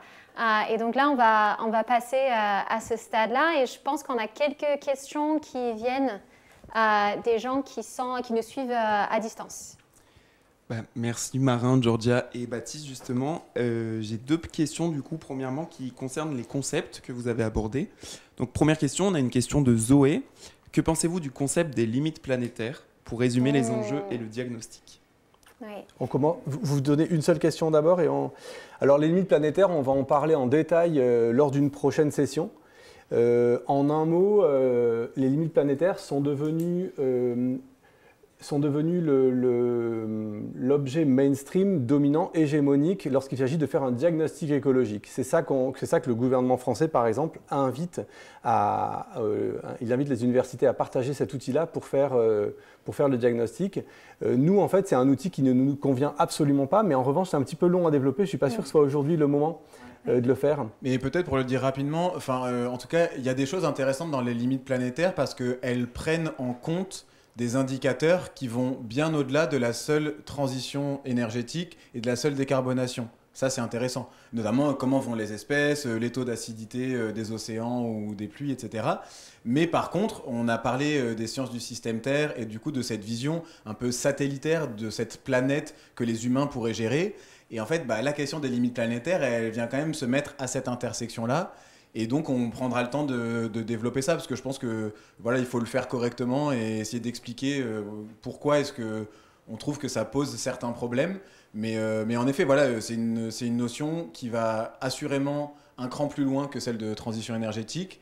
Et dans le même temps, peut-être qu'elle continue à rejouer certains des problèmes qu'on vient de dénoncer là. Et donc, on en reparlera dans une des prochaines séances. Ouais. Et en lien justement avec un peu tous ces termes et tous ces concepts qu'on entend, on a une question de Christian qui vous demande est-ce que vous savez quel est le concept qui est employé dans les COP, climat, biodiversité, transition, croissance verte ou autre? Oui, c'est un peu tout ça. Enfin, déjà, les COP sont centrés sur la question du climat. Quand même, ouais. C'est peut-être quelque chose qu'on va aussi revoir plus tard, mais on parle de biodiversité. En fait, la biodiversité est souvent prise en charge de façon analogue à la question du climat, c'est-à-dire comme si c'était quelque chose qu'on pouvait mesurer facilement, comme si c'était quelque chose qui était échangeable, des crédits carbone, pourquoi pas des crédits biodiversité. Presque une ressource. Presque une ressource comme une autre. Voilà, c'est un peu comme ça que c'est pris en charge dans ces milieux-là. Alors qu'il s'agit de la planète qui nous a fait et dont nous faisons partie. Oui, et qui est complexe, qui va bien au-delà de quelque chose qui peut être une unité d'échange. Et pareil, je pense qu'on prendra le temps, enfin nous c'est quelque chose qu'on a toujours à cœur de redonner de la profondeur historique aux choses dont on parle. Et donc en fait cette question des COP, je pense qu'à un moment il faudra y revenir, enfin c'est prévu dans ce cours. Une des figures mondiales de l'écologie qui s'est vraiment intéressée de près dans une perspective écologique à l'évolution de ces COP, c'est Vandana Shiva, la grande écoféministe indienne. Et je pense qu'on prendra le temps de revenir sur la manière dont elle raconte cette évolution, parce que juste pour le dire très rapidement, à Rio en 1992, quand a été signée la Convention internationale pour la protection de la biodiversité, et où donc en fait c'était le protocole de Kyoto où les États s'engageaient dans les 15 ans qui suivaient, en 1992, dans les 15 ans qui suivaient, à revenir à des niveaux de carbone de 15 ans avant. À ce moment-là, l'Organisation mondiale du commerce n'existait pas. Elle a été créée en 1994. Et c'est vraiment ça que raconte Vandana Shiva. Et donc je pense qu'on prendra le temps de re-rentrer dans cette histoire aussi internationale entre les nations de l'écologie, parce que probablement que les intentions initiales des COP, elles étaient très bonnes, et que si on revient aux intentions initiales de 1992, il y a plein de choses très intéressantes dont on peut hériter. Par contre, l'histoire des 30 années qui ont passé depuis nous invite à voir que tout ça s'est très vite transformé en décarbonation, en du coup services écosystémiques, en crédit carbone, un nouveau marché financier où les industries peuvent continuer à polluer en échange de crédits. Donc en fait, c'est même des droits à polluer. Voilà, donc c'est des sujets complexes. Donc pareil, je pense qu'on prendra le temps de revenir sur ça dans une des prochaines sessions. Très bien, merci beaucoup. Cette fois, je vais vous poser 2 questions à la suite. Alors, première question de Jean-Jacques. Est-ce que cela veut dire que l'objectif de neutralité carbone d'ici 2050 n'est pas réaliste, car il ne prendrait pas en compte les émissions de l'industrie numérique? Et question de Paul. Quelles sont vos positions sur la dépopulation et dans quelle mesure cela se produit-il déjà en conséquence de notre société avide de ressources matérielles? La dépopulation au sens démographique? Je pense, oui. La baisse de la population humaine. Ok. On peut peut-être commencer par la question de la décarbonation. Oui, on peut dire chacun, mais j'ai l'impression que la question pour nous n'est pas tellement de savoir si on peut atteindre un objectif, indépendamment même du fait de savoir si on peut atteindre cet objectif de décarbonation. Nous, ce qu'on essaye de dire, c'est que ça n'est peut-être pas le bon sujet, dans le sens où on pourrait tout à fait avoir une société qui détruit la vie sur Terre, mais qui soit décarbonée. Décarboner is not enough. Ça suffit pas. Ça, c'est le premier point. Et le deuxième point, pour reprendre une formule de Marin, Schaffner ici présent, la décarbonation, en fait, effectivement, ne réussit pas la décarbonation dans le sens où la quantité, ce qu'on a essayé de montrer, c'est que la quantité de soulèvement d'énergie et de matière nécessaire à mettre en œuvre ce tout électrique, tout numérique, est en fait quelque chose qui demande une énergie absolument colossale et que donc on ne peut pas faire on ne peut pas décarboner avec plus d'énergie. Et la seule solution, ce serait ITER, une source d'énergie abondante et peu cher, complètement dingue, mais ça ITER n'existe pas qui veut encore. dire recréer l'énergie du Soleil par la fusion atomique à l'intérieur de réacteurs, donc ce qu'on n'a encore jamais réussi à faire. Ouais. Et en tout cas, la question de la décarbonation, ou en tout cas de la neutralité carbone, pareil, on y reviendra, elle pose des tas de problèmes. Donc, notamment parce qu'en fait, quand on dit neutralité carbone, est-ce que ça veut dire qu'on rejette plus du tout de CO2 ? Ou est-ce que ça veut dire qu'on a équilibré des productions de CO2 et des émissions de CO2 ? C'est un vaste sujet, mais en fait, typiquement, on peut continuer à renvoyer plein de CO2 dans l'atmosphère et faire plein de puits carbone. Et du coup, le système industriel continue, ce qui est le projet des Bill Gates et de ce genre de personnes. Et en même temps, le carbone n'est qu'un tout petit bout du problème. Et notamment, si on prend par exemple les limites planétaires, on voit qu'il y a plein d'autres choses. Et donc, je sais pas, typiquement, maintenant je bosse beaucoup sur les sujets liés à l'eau. J'ai l'impression que H2O est un problème beaucoup plus important que CO2 aujourd'hui à l'échelle de la planète. Parce qu'en fait, le dérèglement des cycles de l'eau, on n'en parle jamais. Et pour autant, probablement que c'est des choses qui impactent nos vies de façon beaucoup plus directe que le CO2. Parce que 3 jours sans eau potable, et qui que ce soit, où qu'on soit, quoi qu'on pense, on meurt, quoi. Donc voilà, peut-être que quand on reparlera aussi de neutralité carbone, de décarbonation, dans les cours qui viennent sur les diagnostics, on prendra aussi le temps de regarder le problème depuis d'autres angles d'attaque et de se dire que peut-être la question du carbone est une parmi d'autres, mais que donc la neutralité carbone en soi n'est pas forcément la problématique ou l'objectif qu'on devrait se donner. Peut-être que ça mériterait de complexifier un peu plus les problèmes auxquels on fait face, quoi. Ouais. Et sur la question... tu voulais dire un truc ? Oui, sur la question de la population. Ouais. En fait, il y a eu une sorte de préoccupation. Là, on vous a montré tout à l'heure les années 70, on a parlé du rapport limite à la croissance. Il y avait une sorte d'inquiétude à ce moment-là par rapport à l'explosion de la population humaine. J'utilise le mot explosion. Et c'était le titre du livre, la bombe. La bombe de la population. Donc il y avait une sorte d'inquiétude par rapport à la taille tout simplement de la population humaine. Donc c'est un livre de Paul Ehrlich. Ehrlich, merci. Et donc, 1965, je crois. Oui.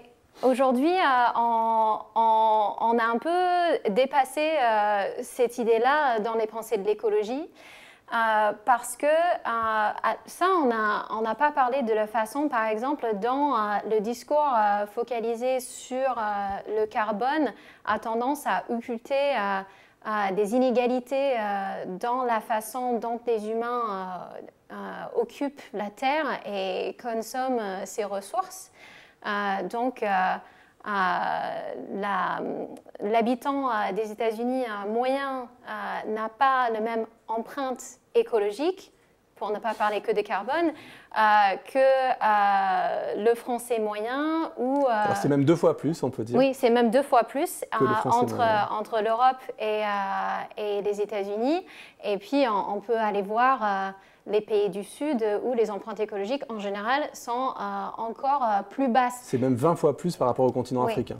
Et donc, c'est ça que les 50% les plus pauvres de l'humanité ne rejettent que 10% du carbone mondial. Oui. Et donc, le problème fondamental n'est pas, et aujourd'hui il y a une entente sur ça, plus ou moins, le problème fondamental n'est pas tant la population en soi, c'est la façon dont on vit.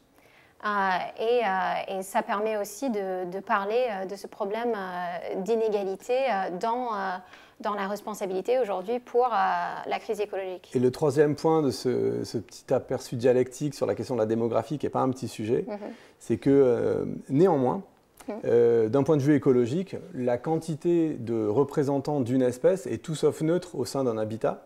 Alors évidemment encore plus quand il y a des routes et des avions, mais donc c'est pas quelque chose de neutre. Et donc il y a notamment un écologue, David Quammen, qui avait dit que on n'a jamais eu sur la Terre autant de représentants, donc plusieurs milliards, d'un mammifère d'environ 80 kg, qui est quelque chose d'assez gros à l'échelle de la Terre. Il y a des animaux, quand on a des milliards d'insectes, ça va, mais des milliards de mammifères d'une seule espèce de 80 kg, c'est quasiment de l'ordre de la monoculture. Et qu'est-ce qui se passe quand on fait de la monoculture, quand on a un champ de blé?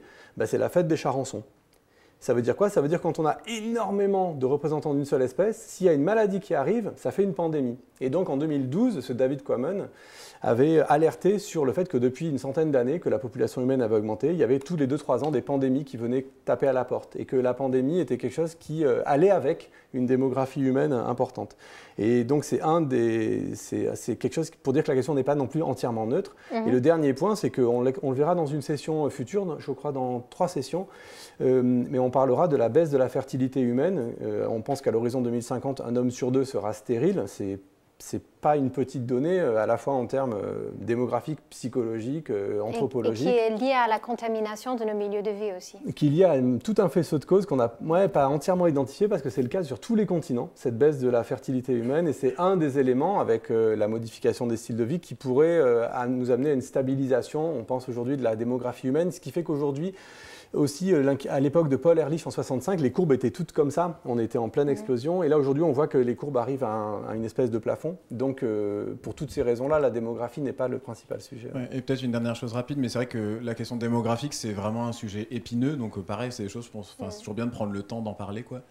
Et à ce sujet-là, il faut, pareil, de la même manière, c'était comme sur la question de la transition, en fait, la démographie, il ne faut pas décorréler les courbes de la démographie des courbes de la société industrielle. C'est-à-dire que l'explosion de la démographie au niveau mondial, ben, elle vient en même temps que la société industrielle, que toutes ces énergies fossiles et extractivistes. Donc en fait, elle est directement liée à certains modes de vie.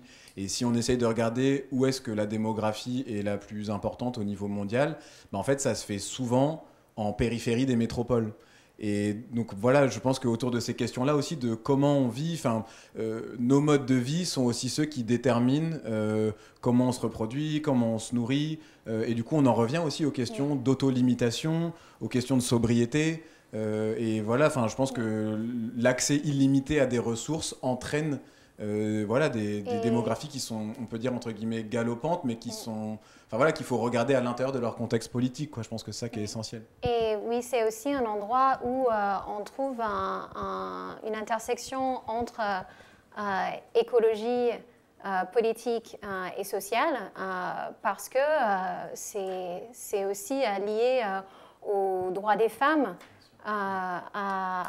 au contrôle que les femmes peuvent exercer sur leur propre fertilité, leur accès au travail, à l'éducation, à des questions comme ça. Et donc l'écologie n'est pas que l'écologie scientifique, cette question une sorte de gestion technique des populations, c'est des questions de droits humains, c'est des questions de droits des femmes et qui sont là-dedans, donc, dont on ne peut pas mettre de côté avec une prise en charge uniquement technique. Très bien. Merci à vous trois. Je vous pose une dernière question et je vous laisserai conclure ensuite. Une question de Jean-Charles qui vous demande quelles peuvent être les conséquences sociales de la transition énergétique.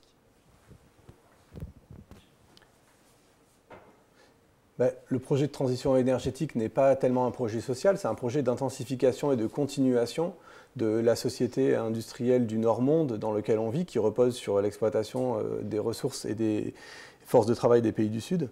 Donc les conséquences sociales de la transition énergétique, c'est la question des conséquences sociales d'une intensification industrielle.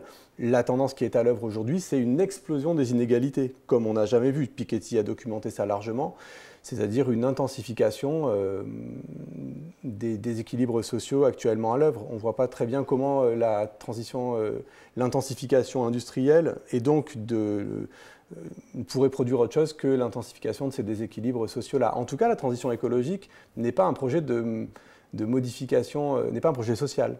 C'est un projet maintien et intensification. Et après, en même temps, on l'a montré, c'est quand même cet imaginaire de la transition écologique ou de la transition énergétique qu'on peut requalifier du coup un peu de troisième révolution industrielle qui serait un peu verte, quoi.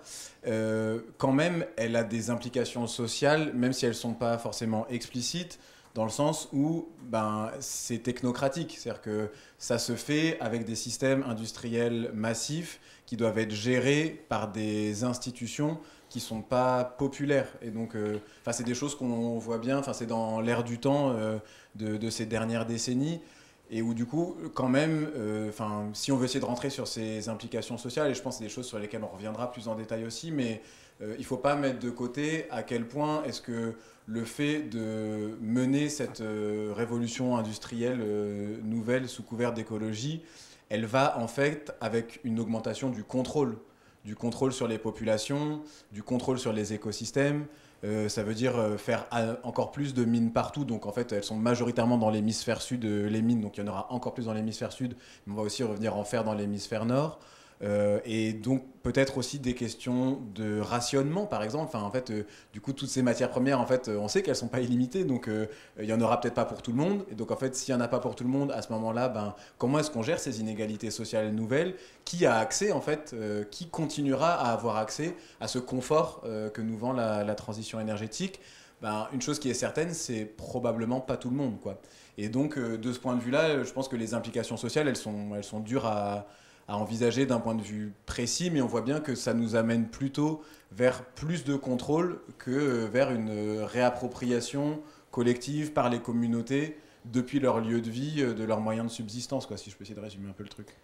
Et peut-être qu'en conclusion, et je vous laisserai aussi compléter, peut-être qu'en conclusion, ce qu'on pourrait nous se dire, c'est que comme aucun de nous n'a été formé aux pensées de l'écologie, parce que l'écologie est certes un mouvement qui a 100 ans, on l'a beaucoup dit et redit, mais c'est un mouvement qui a 100 ans et qui est longtemps resté dans la marge. C'était un truc de barbus, c'était un truc du Larzac, c'était un truc de marginaux, c'était un truc qui était quand même qui était pas enseigné à l'école.